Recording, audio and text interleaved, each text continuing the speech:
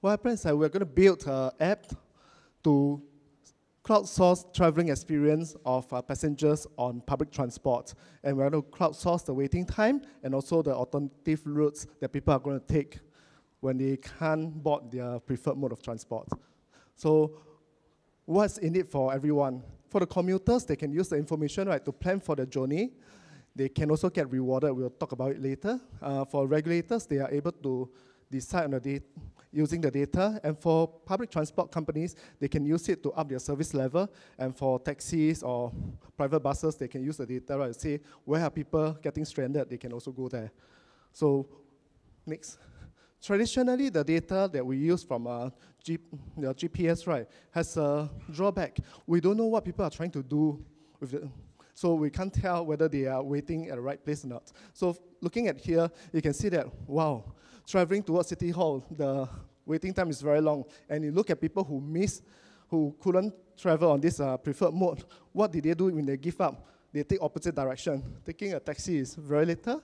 And why? Because the waiting time at taxi stand is also very long. So it can help them plan, like if I'm going at this time, I can actually choose to take opposite direction. And obviously, LTA can use the data to improve the services.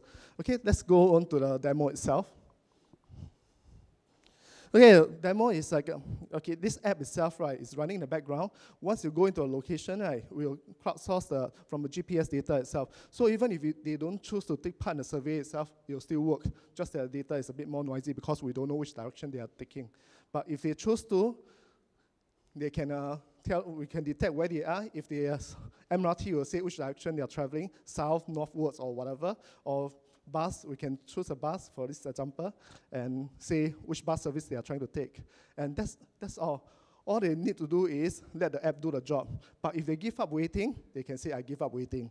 And they tell them what's the alternative route of transport, mode of transport, and that's all. And this app itself, we can use advertisement to fund revenue to give back to the people who are using the app itself.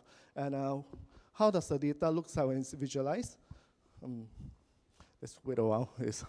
So you can see that red means people who are waiting very long, green is short, and yellow is medium.